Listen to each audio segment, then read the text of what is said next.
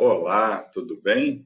Aqui quem fala é o professor Leonardo Cremasco, conhecido aí por todos como Léo Cremasco.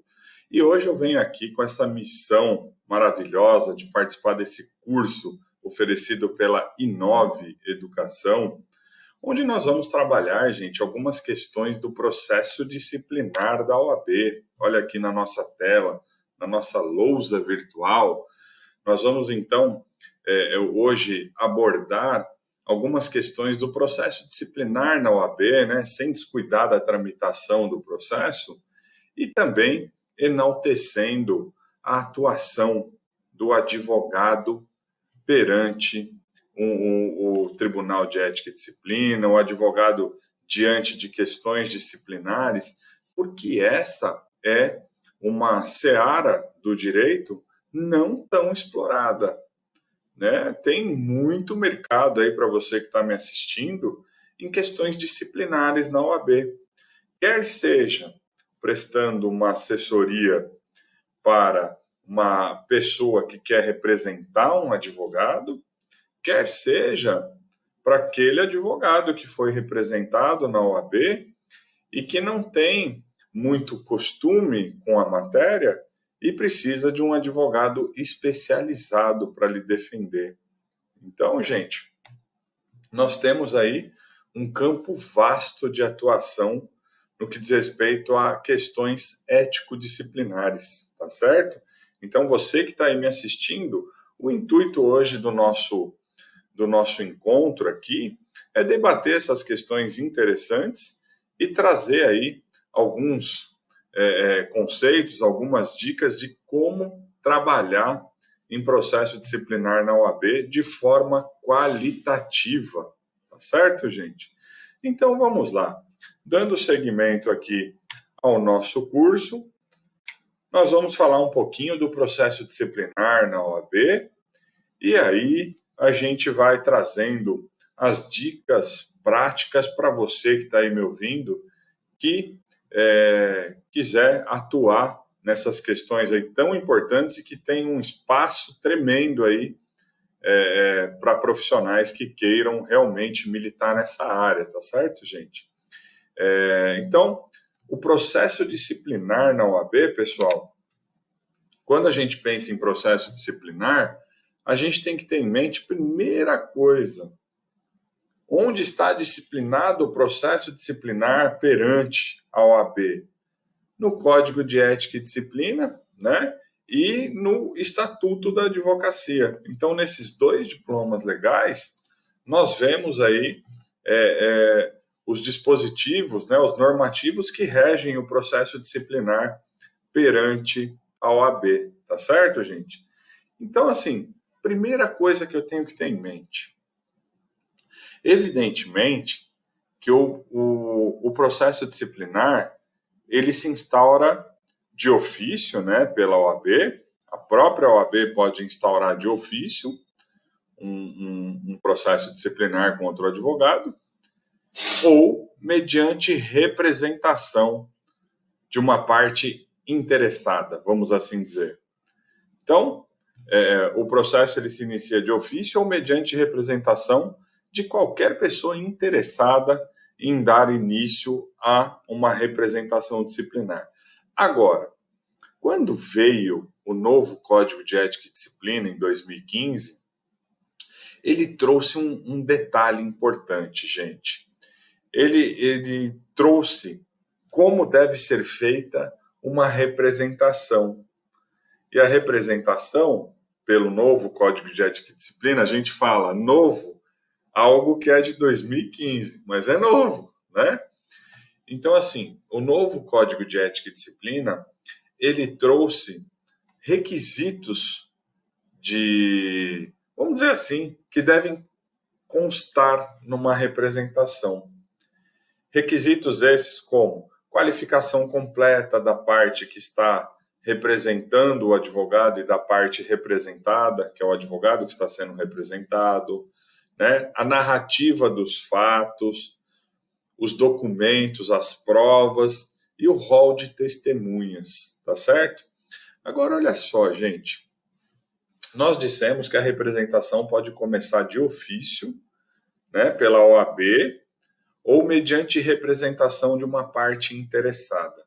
Que representação essa que já vou fazer um adendo aqui, que não pode ser anônima, de jeito nenhum. Não pode ser anônima, tá bom? Agora, olha só. Se a pessoa comparece até o OAB para fazer a representação, essa representação será reduzida a termo, né? Vai constar lá quem reduziu a termo, e aí vai dar início ao processo disciplinar. Mas aqui, você que está me ouvindo, você que escolheu esse maravilhoso curso da Inove, você vai atuar, você que quiser atuar em processos disciplinares, você jamais vai descuidar de fazer uma representação qualitativa. Então, qual é a primeira dica que eu dou aí para você que está me ouvindo? Você quer atuar nessas causas perante a OAB, você vai não só narrar os fatos, como você vai elencar na representação todos os dispositivos legais que você entende terem sido violados pelo advogado. Tá certo? Gente, você, advogado e advogada que está me ouvindo, não descuida disso.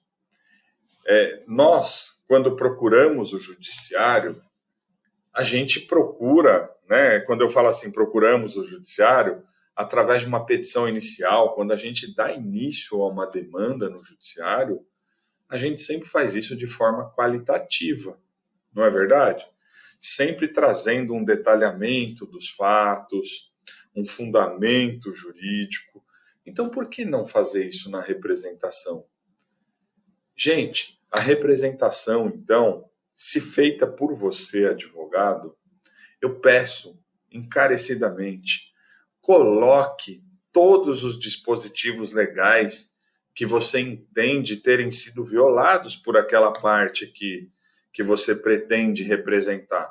Então, você foi contratado por um cliente, não descuida dos interesses desse cliente, tá certo? Então, você vai analisar, e aqui tem um erro, gente, um erro comum dos advogados, que eles, muitas vezes, eles fazem a representação elencando, quando elencam, né, a transgressão a algum artigo, a algum dispositivo do artigo 34 do Estatuto, que lá no artigo 34 do Estatuto constam as infrações, né, disciplinares e as respectivas sanções, tá certo? Então, lá no artigo 34 constam as infrações disciplinares e as sanções. Só que um detalhe que todo mundo descuida na prática. E por que eu estou falando isso, gente? Porque eu atuo ativamente em questões disciplinares, mas como membro do Tribunal de Ética e Disciplina aqui de São Paulo. Então, a gente se depara com essas questões que os advogados, muitas vezes, eles não analisam que quando um profissional viola uma norma ética, ele também viola uma norma principiológica. Léo, as sanções, as infrações e as sanções não estão lá no artigo 34 do Estatuto da Advocacia? Sim, mas não se esgota no artigo 34 do Estatuto da Advocacia. A gente tem que olhar as questões principiológicas do Código de Ética e Disciplina e utilizar também na nossa representação. Porque, gente, o Código de Ética e Disciplina, ele traz a exemplo, no artigo 2º, que o advogado deve agir com dignidade, lealdade, honestidade, boa-fé. Então, por que eu não faço um casamento de dispositivos legais quando eu quero representar um profissional, quando eu vou procurar a OAB para apurar uma possível infração ética do profissional?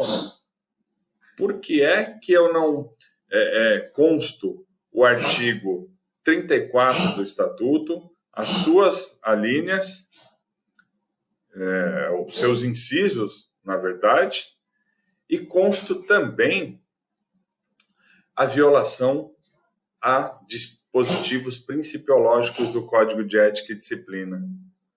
Isso é de suma importância, gente, porque o julgador na OAB, muitas vezes, a sanção disciplinar para o advogado, muitas vezes o dispositivo que ele violou, a sanção correspondente é censura, que é uma sanção séria, mas mais branda, né, mais tênue do que a suspensão e do que a exclusão. Agora, dependendo da fundamentação, da gravidade dos fatos, né, da boa narrativa que o profissional trouxe na representação e nas provas produzidas, que o julgador lá na outra ponta, lá no Tribunal de Ética e Disciplina, ele pode usar do seu juízo de conveniência e ele pode muito bem, ao invés de aplicar uma censura, naquele caso que tem a previsão de censura, ele pode desclassificar e alterar a sanção. Está lá no artigo 40, gente. Artigo 40 do Estatuto da Advocacia. Né? Que o julgador lá na OAB, ele pode, inclusive, aplicar a sanção de multa. Né? A gente sabe que multa, pelo Estatuto, está escrito que é aplicada em conjunto com a censura ou com a suspensão, se tiver agravantes. Mas dependendo da boa narrativa dos fatos, a gente pode pedir também na nossa representação que o julgador entenda que aquela sanção, se for entendido como de menor potencial ofensivo, que pela dimensão dos fatos, que seja atribuída uma cominação superior àquela prevista, né? Que não censura, mas que seja atribuída uma suspensão, ou que seja considerada a aplicação de uma multa também, e a multa pode variar de uma anuidade até 10 vezes o seu valor. Então, primeira coisa, a representação tem que ser qualitativa, porque nós estamos aqui na Inove para pegar essa dica. Representação tem que ser qualitativa. Nós estamos provocando como se fosse uma provocação ao judiciário. A gente não faz uma petição inicial sem o cuidado necessário. Então, vamos fazer assim também na representação, tá bom? Sempre narrando os fatos e trazendo os dispositivos entendidos por violados, sem negligenciar os dispositivos também do Código de Ética e Disciplina, lá do artigo 1º e 2º, preferencialmente. Tá certo, gente? Muito bem. Então, nós temos aqui, essa primeira definição, né, que quando a gente pensa em processo disciplinar, a gente tem que se atentar a esses dispositivos aqui, artigos 55 a 69 do Código de Ética e artigos 70 a 74 do Estatuto, né? Então, referidos dispositivos legais, eles têm que ser observados e atendidos por aqueles que participam de um processo disciplinar, seja como parte, patrono ou membro da OAB. E agora aqui mais um detalhe, gente. Eu atuo aqui no Tribunal de São Paulo, capital. Agora, é sempre interessante você que pretende atuar em questões disciplinares, uma área que abre um leque imenso, é sempre recomendável que você observe o regimento interno da OAB do seu estado, do Conselho Seccional, e o regimento interno do Tribunal de Ética e Disciplina, vinculado ao Conselho Seccional. Porque, vamos lá, todo o Conselho Seccional, ou seja, toda a OAB estadual, tem um Tribunal de Ética e Disciplina correspondente, que funciona, uma das funções dele é atuar como julgador de processos disciplinares. Tá certo, gente? Então, o processo disciplinar ele pode começar numa subseção, por exemplo, ele pode começar no conselho seccional e pode começar também direto no Tribunal de Ética e Disciplina, que é vinculado ao conselho seccional. Então, eu posso representar o advogado numa dessas três opções, tá certo? Desde que isso seja feito, porque quem pode punir o advogado é o AB estadual, o Conselho Seccional, mas quem julga é o Tribunal de Ética e Disciplina. Então, o Conselho Seccional ele tem um Tribunal de Ética e Disciplina que funciona como órgão julgador dos processos disciplinares instaurados contra advogados. Tá certo? Então, a gente já vai falar um pouquinho mais sobre isso, mas, gente, não descuidem de analisar o regimento interno, tanto do Conselho Seccional quanto do Tribunal de Ética e Disciplina, porque pode ser que em determinados estados tenham algumas peculiaridades que não se desprendem do Código de Ética e Disciplina e do Estatuto, mas algumas peculiaridades diferentes de estado para estado, tá bom? Legal? Ok, então vamos aqui voltar para a nossa lousa virtual. Então aqui, gente, eu coloquei essa questão, ó, que dadas as peculiaridades dos processos na OAB, é comum vermos profissionais se especializando nessas questões, né, para garantir uma melhor atuação para o cliente. Tá? Então, dada a relevância do tema, a gente vai trabalhar aqui as fases do processo disciplinar. Então, olha só, o processo disciplinar a gente já falou, ele se instaura de ofício ou mediante representação, olha só, gente, de qualquer pessoa, tá certo? Geralmente, quem faz a representação é o cliente do advogado que se sente prejudicado. Mas se eu tomar ciência da transgressão de uma norma ética por parte do advogado, eu também posso representá-lo na OAB. Uma situação comum aqui que eu exemplifico é violação às normas de publicidade, aqueles anúncios que não respeitam o Código de Ética e Disciplina, aquela publicidade imoderada que o advogado faz, exemplo, panfletagem em via pública. Acontece, né? Geralmente perto de fóruns trabalhistas, Delegacia Regional do Trabalho, meu Deus do céu, o pessoal aborda na saída do metrô já. Então, de ofício, gente, o processo disciplinar ele é instaurado quando do conhecimento do fato obtido através de fonte idônea ou em virtude de comunicação de autoridade competente, não sendo admitida a denúncia anônima. Isso jamais, gente. Não é admitido a denúncia anônima. Aí vocês vão me falar assim, mas tem um prazo para representar o advogado? Sim, tem um prazo, gente. E o prazo é de 5 anos. É um prazo prescricional de 5 anos. Mas, Léo, esse prazo se conta da data que o fato ocorreu, ou seja, o advogado levantou a grana num processo, ficou 5 anos enrolando o cliente, e a hora que o cliente tomou ciência disso, falou, vou te representar na OAB. Aí o advogado responde, não, mas já está prescrito, porque eu peguei essa grana aqui faz mais de 5 anos, então você não pode me representar na OAB, está prescrito. Espera lá. A prescrição não se conta da data da ocorrência do fato. Ela se conta da data da constatação do fato por parte da OAB. Tudo bem? Então, assim, eu não vou entrar aqui em normas de direito civil, não é a minha intenção. Se você me perguntar, mas na esfera comum pode estar prescrito, sim, mas as esferas são independentes.